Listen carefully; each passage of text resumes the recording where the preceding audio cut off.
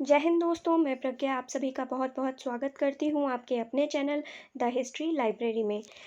Friends, सबसे पहले तो मैं हमारे एक व्यूअर हैं, हरिदेव यादव जी हैं, जिन्होंने मुझे बताया कि उनके एग्ज़ाम में उनका केवीएस का भी एग्ज़ाम हुआ है कोई, और उसमें ये क्वेश्चन आया है। उन्होंने इसमें जो सिंधु घाटी सभ्यता से लेवल 3 के मैंने बिल्कुल नए प्रश्न बनाए थे, उसमें से एक क्वेश्चन उनका आया है। तो दोस्तों सोचिए, 25 क्वेश्चंस जो मैंने करवाए थे उनमें से एक केवीएस में आया है, ऐसा उन्होंने बताया है। तो धन्यवाद हरिदेव जी, आपके अप्रिशिएशन के लिए। और दोस्तों, इसी तरह आज मैं लेके आई हूँ ऋग्वैदिक काल से बिल्कुल नए प्रश्न, जो बहुत बहुत इम्पॉर्टेंट है आपके नेक्स्ट आने वाले एग्ज़ाम्स के लिए। जितने भी आपके हायर लेवल के एग्ज़ाम्स हैं, पीजीटी हैं, असिस्टेंट प्रोफेसर हैं, आईएएस पीसीएस है, नेट जेआरएफ है, उनके लिए ये बहुत इंपॉर्टेंट क्वेश्चंस हैं। और एक भी क्वेश्चन मिस मत कीजिएगा।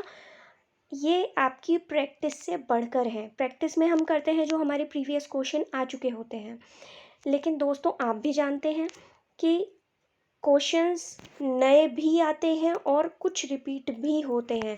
जो रिपीट होते हैं वो आप प्रैक्टिस से सॉल्व कर सकते हैं, लेकिन जो नए क्वेश्चंस आते हैं वहाँ हमें दिक्कत होती है। और आपकी उसी परेशानी को दूर करने के लिए मैं आपके लिए ये टॉपिक वाइज बिल्कुल नए प्रश्न लाई हूँ, जो मोस्ट एक्सपेक्टेड क्वेश्चंस हैं 2021 एग्ज़ाम्स या इसके आगे की जो भी एग्ज़ाम्स हो रहे हैं इनके लिए। और दोस्तों, ये आपके लिए एक चैलेंज है कि ये 25 क्वेश्चंस में से अगर आप 20 या 20 प्लस क्वेश्चंस सही कर पाते हैं तो आपकी तैयारी बहुत अच्छी है और आपकी सक्सेस से आपको कोई नहीं रोक सकता है। एंड बिलीव मी, आपको कोई नहीं रोक सकता है।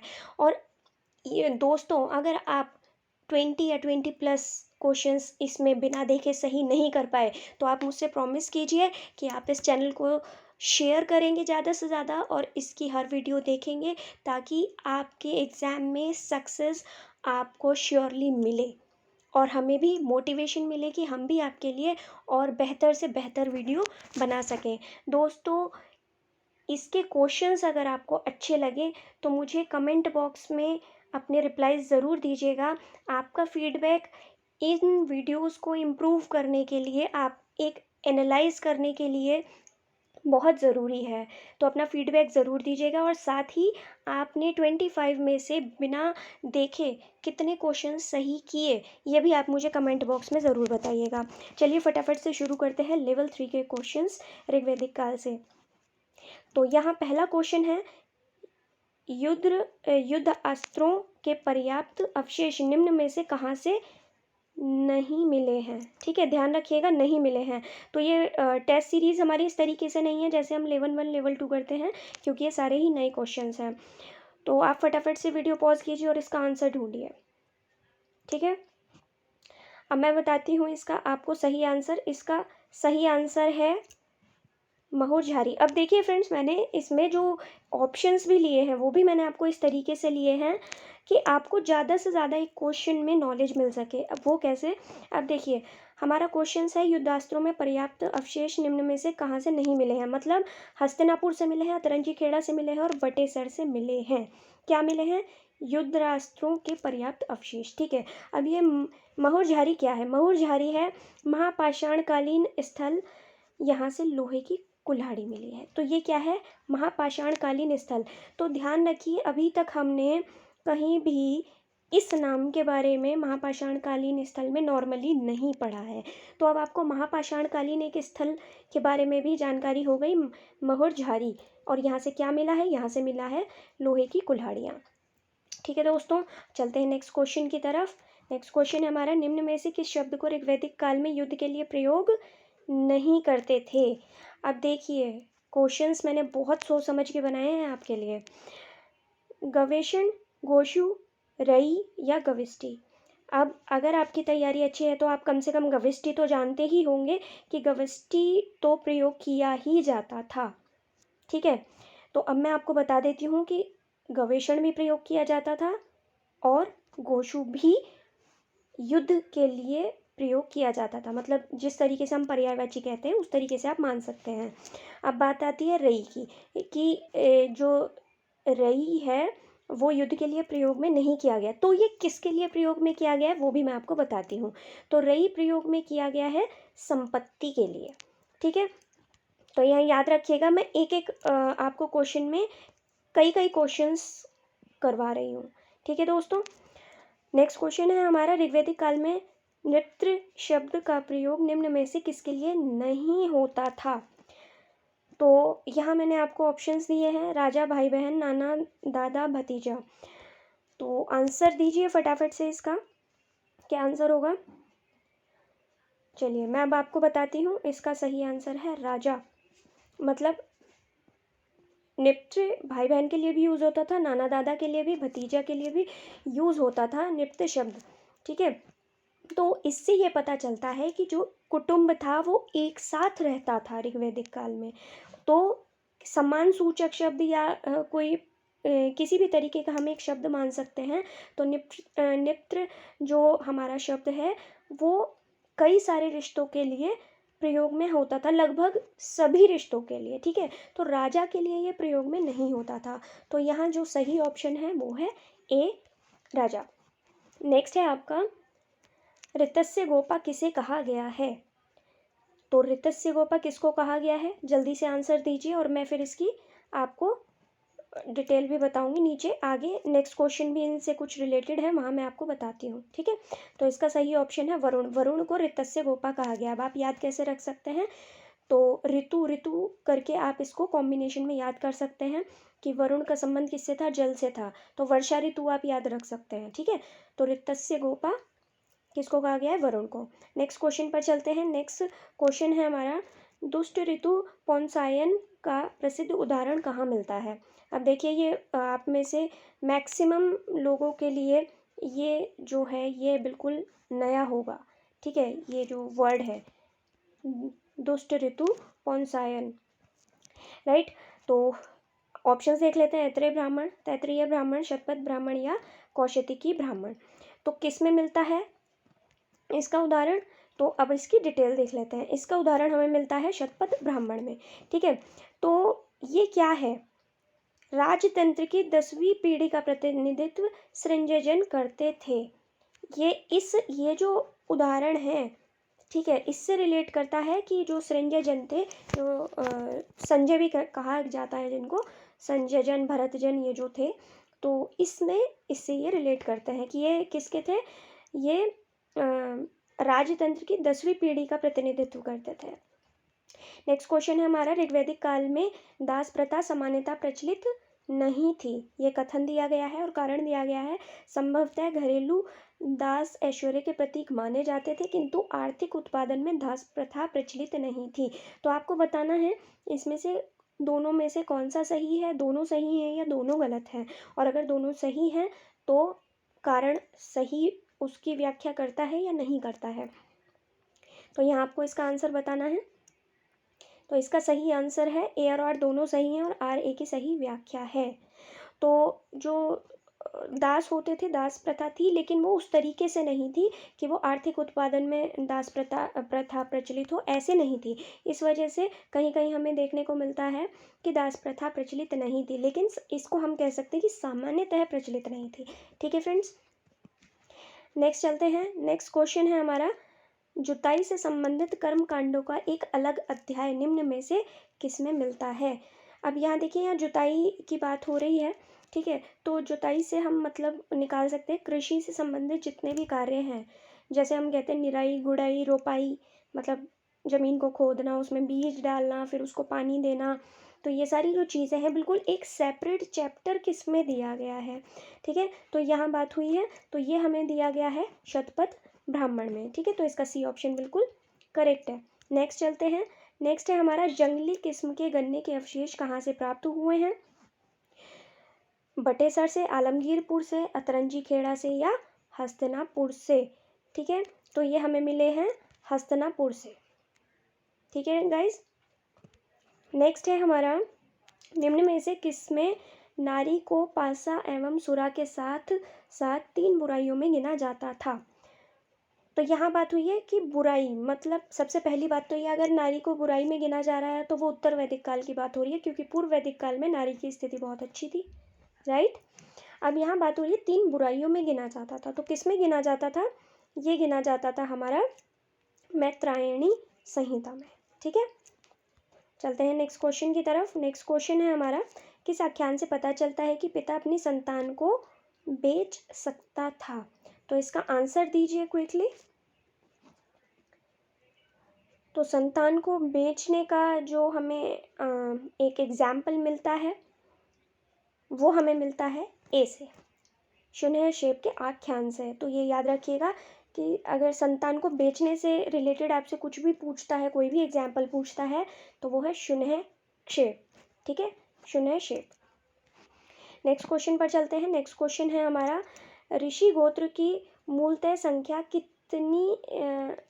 कितनी थी? मतलब कितनी थी, इसके बारे में जानकारी हमें कहाँ से, मतलब जो जानकारी हमें मिलती है ऋषि गोत्र की मूल संख्या कितनी थी। ठीक है, तो ये हमें यहाँ पे बताना है। तो इसका सही ऑप्शन है सी, 7। तो जो ऋषि गोत्र थे वो 7 थे, इसकी जानकारी हमें मिलती है। नेक्स्ट हमारा क्वेश्चन है, राजसूय यज्ञ राजा के राज्यारोहण से संबंधित था। कारण बताया गया कि इस दौरान राजा रत्निनों के घर जाता था, उसमें 4 स्त्रियां भी होती थी। तो देखिए दोस्तों, हम ये जानते हैं कि राजसूय यज्ञ जो होता था वो जनरली कहा जाता है कि वो राज्यारोहण से संबंधित होता था।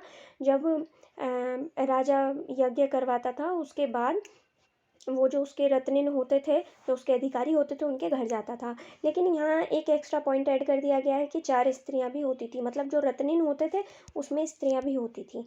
तो इनमें से कौन सा सही है ये आपको बताना है। ठीक है, ये कारण की जगह आएगा यहाँ पे स्पष्टीकरण। ठीक है, तो ये इसका स्पष्टीकरण है, मतलब व्याख्या है इसकी, कथन और व्याख्या है ये। तो इसमें से कौन सा सही है, आंसर दीजिए। इसका सही आंसर है ए और आर दोनों सही हैं, और ए का आर सही स्पष्टीकरण है। तो दोस्तों, वो स्त्रियां भी होती थी जो ये 12, लगभग 12 रत्निनों के ये घर जाते थे जो राजा होते थे, और उनमें से 4 स्त्रियां होती थी। ठीक है, बहुत इंपॉर्टेंट है ये आपके एग्जाम के लिए, तो इसको याद रखिएगा। हम नेक्स्ट चलते हैं। नेक्स्ट क्वेश्चन है हमारा, ऋग्वैदिक काल में अग्नि को कहा गया है? तो अग्नि को क्या कहा गया है? नीचे के कूट से सही उत्तर का चयन कीजिए। तो यहाँ पे आपको 4 ऑप्शन दिए गए हैं, तो इनमें से क्या क्या कहा गया है आपको ये बताना है। ठीक है, मैं ऑप्शंस आपको दिखा देती हूँ। आपके ऑप्शंस ये रहे। तो जाति वेदस कहा गया है, ये द्यावा ऐसे लिखा जाता है। ठीक है, ये आप थोड़ा सा ध्यान रखिएगा।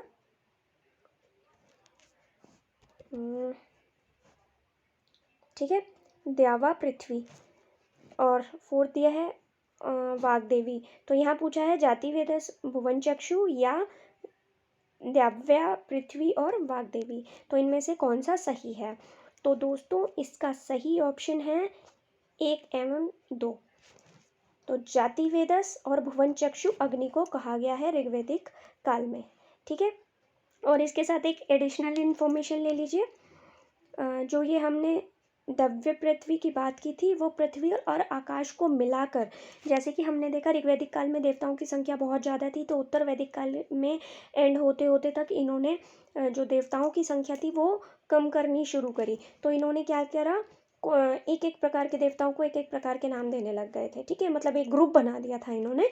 तो ऐसे ही इन्होंने पृथ्वी और आकाश को मिलाकर एक नाम जो दिया था वो दिया था द्यावा पृथ्वी। थोड़ा टिपिकल नाम है।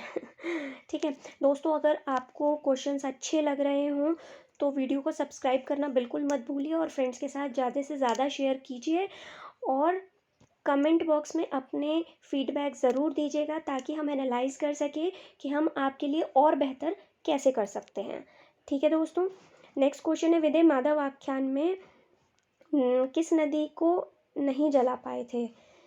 तो विदय माधव और गौतम राहुगण, जो इनके गुरु थे गौतम राहुगण, ठीक है, इनका जो उल्लेख मिलता है, ये हम नॉर्मली पढ़ते कि इसमें किस में मिलता है उल्लेख, लेकिन यहाँ पूछा गया है कि उस उल्लेख में ये बताया गया था कि ये अपने मुंह में अग्नि को रखकर आगे बढ़े थे और ये नदियों को जलाते हुए चले गए थे आगे तक। ठीक है, पूर्व की ओर गए थे ये। तो यहाँ पूछा गया है ऐसी कौन सी नदी थी जिसको नहीं जला पाए थे। ठीक है, तो ऑप्शन है आपके राप्ती, गंडक, सरस्वती या सदा नीरा। तो दोस्तों सही ऑप्शन है सदा नीरा। ठीक है, अब आप इसको याद कैसे रखेंगे, सदा नीरा, जिसमें नीर सदा रहे। नीर कभी, नीर किसको कहते हैं, जल को कहते हैं, तो जल कभी सूखे ही नहीं उसका, ठीक है, वो कभी ख़त्म ही ना हो। तो जैसे सदाबहार कहते हैं, ऐसे सदा नीरा। ठीक है, तो बहुत आसानी से आप इसको याद रख सकते हैं। नेक्स्ट क्वेश्चन की तरफ चलते हैं। नेक्स्ट क्वेश्चन है हमारा, शतपथ ब्राह्मण निम्न में से किस यज्ञ में शूद्रों को स्थान देता है। ठीक है, तो यहाँ पे ऑप्शंस दिए गए हैं आपको, सोम यज्ञ, राजसूय यज्ञ, वाजपेय यज्ञ या अग्निओष्टम यज्ञ। तो दोस्तों अगर आपको क्वेश्चन का आंसर देने में मज़ा आ रहा हो तो वीडियो को शेयर करना बिल्कुल मत भूलिएगा, और साथ में बेल नोटिफिकेशन का आइकन भी प्रेस कर लीजिएगा ताकि जैसी ही वीडियो आती है आपको उसका नोटिफिकेशन मिल जाए। तो इसका सही ऑप्शन है हमारा सोम यज्ञ। ठीक है, अब मैं आपको इसके बारे में भी थोड़ा सा एडिशनल जानकारी दे देती हूँ। ये जो यज्ञ होता था ये हमारा 5 दिन चलता था। कौन सा, अग्निओष्टम। मैं ये आपको एडिशनल जानकारी दे रही हूँ। ठीक है, तो शूद्रों को स्थान किस में दिया जाता था, सोम यज्ञ में। ठीक है, नेक्स्ट क्वेश्चन है हमारा, कुछ सूक्तों में प्रयुक्त शब्द दध्रिका किसके लिए प्रयुक्त किया गया है। ऑप्शंस दिए गए हैं, हाथी, बैल, घोड़ा या गाय। तो यहाँ फटाफट से इसका आंसर दीजिए। और दोस्तों अगर मज़ा आ रहा हो क्वेश्चन में तो कमेंट करके भी बताइएगा अपना फीडबैक, ये मेरी आप सभी से रिक्वेस्ट है। ठीक है, तो इसका सही ऑप्शन देख लेते हैं। इसका सही ऑप्शन है हमारा घोड़ा। अब मैं इसकी एडिशनल जानकारी आपको देती हूँ। ये घोड़ा कैसे था, मतलब ये क्यों अलग से नाम दिया गया था। इसको कहा जाता था, एक इसको दिव्य या दैवीय घोड़ा माना जाता था। ठीक है, घोड़ा तो था लेकिन जो ददरिका था वो नॉर्मल घोड़ा नहीं था, उसको एक दैवीय घोड़ा माना जाता था। ठीक है, तो 16 का सी ऑप्शन करेक्ट है। चलते हैं नेक्स्ट क्वेश्चन की तरफ। नेक्स्ट क्वेश्चन में हमें मिलानी है सूची। ठीक है, यहाँ आपको ऑप्शंस दिए गए हैं, वहतु, वाप्त्र, शतारित्रा, तक्षा, और यहाँ ऑप्शंस दिए गए हैं, बढ़ई, जहाज, कन्या को विदाई के समय दिए जाने वाली भेंट, या और फोर्थ है इसमें नाई। तो चलिए इसके ऑप्शंस को हम करेक्ट करते हैं जिनका आपको पता है। एक दो तो ऐसा होगा ना जिनका आपको पता होगा। तो वहतु है इसमें, कन्या को विदाई के समय दी जाने वाली भेंट, और वाप्त्र है इसमें, एक मिनट, तक्षा कहते हैं बढ़ाई को, और वाप्त्र कहते हैं नाई को, और शतारित्रा कहते हैं जहाज को। तो ये आपके लिए आई गेस बिल्कुल नया होगा, ये आप पहली बार सुन रहे होंगे। ठीक है, वहतु शायद आपने सुना हो। ठीक है, तो अभी एक बार क्रॉस चेक कर लेते हैं। इसका सही ऑप्शन है हमारा 3, 4, 2, 1।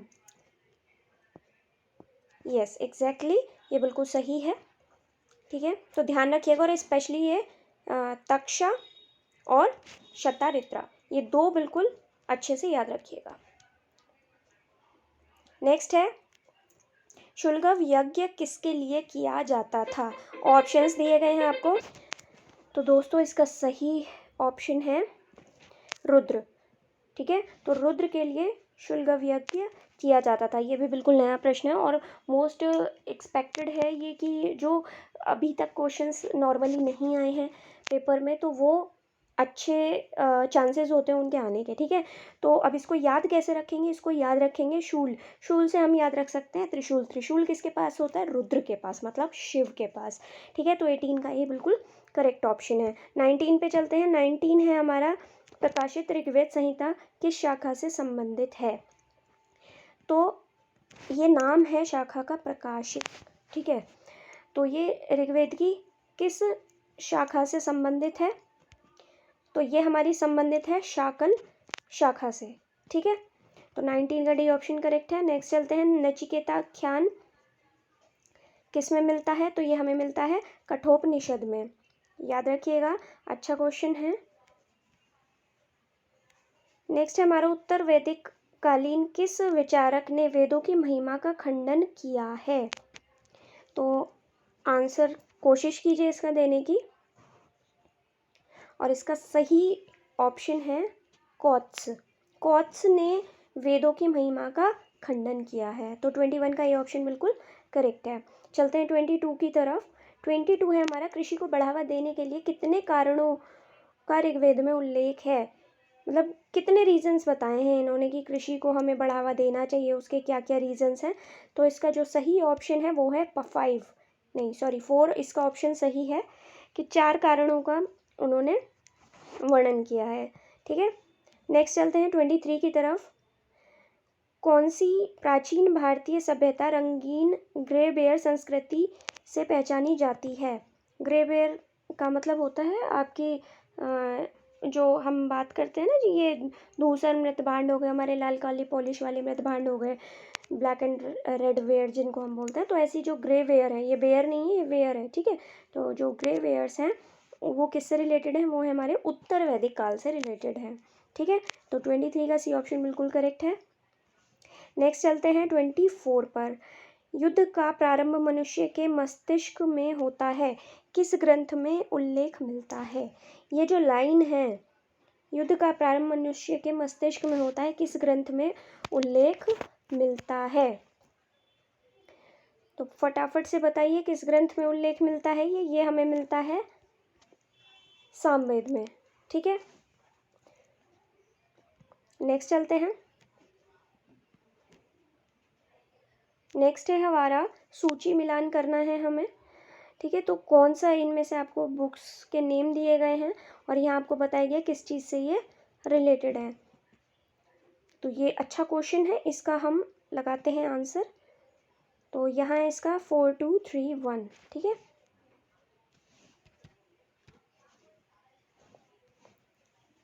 तो ये हमारे ऑप्शन है। मानसार वास्तुकला से है, भुवन कोश भूगोल से है। अब देखिए इसको याद कैसे करना है। भुवन संसार को कहते हैं ना, संसार के बारे में हमें पता कैसे चलता है? भूगोल से पता चलता है संसार में क्या है, कैसे है। ठीक है, वृहत जातक, वृहत मतलब बहुत बड़ा। ठीक है, अब भाई ज्योतिष तो देखिए ऐसा है, इतना बड़ा इतना बड़ा इतना वाइड है, इतना वाइड है कि आप कितना ही उसकी नॉलेज ले लीजिए, कितना ही जान लीजिए, फिर भी उसमें बहुत कुछ होता है जानने के लिए। 10 रूपक, अब देखिए अगर आप 10 रूप बना रहे हैं अपने, ठीक है, अभी कुछ बन रहा है, फिर कुछ बन रहा है, फिर कुछ बन रहा है, तो वो किस में बना जाएगा? वो तो कोई प्ले होगा तभी बना जाएगा ना। नॉर्मल लाइफ में या ज्योतिष में तो कोई ज़रूरत नहीं है, वास्तुकला में कोई ज़रूरत नहीं है, भूगोल के लिए तो बिल्कुल भी ज़रूरत नहीं है। तो 10 रूपक आप नाट्यकला बहुत ईजीली देख सकते हैं। अब हमारा बचता है मानसार। ठीक है, तो वो वास्तुकला से रिलेटेड है, तो इसका सही ऑप्शन हमारा हो जाएगा सी। ठीक है, तो दोस्तों यहाँ हमारे आज के 25 क्वेश्चंस ये कंप्लीट हो गए हैं। और आपको ये क्वेश्चंस कैसे लगे हैं ये हमें ज़रूर बताइएगा। आपको ये वीडियो कैसी लगी ज़रूर बताइएगा, और साथ ही साथ आपके 25 में से कितने क्वेश्चंस सही हुए ये भी ज़रूर बताइएगा। और अगर आप कोई सजेशन देना चाहते हैं तो उसके लिए भी यू आर मोस्ट वेलकम। और दोस्तों इसको शेयर करना बिल्कुल मत भूलिएगा। और स्पेशली अगर आपके 20 या 20+ मार्क्स नहीं आए हैं तो देखिए आप सभी से मैंने प्रॉमिस लिया था कि आप वीडियो को ज़्यादा से ज़्यादा शेयर करेंगे। ठीक है दोस्तों, तो बने रहिए हमारे साथ और ऐसे ही अच्छे से तैयारी करते रहिए। और good luck, have a nice day.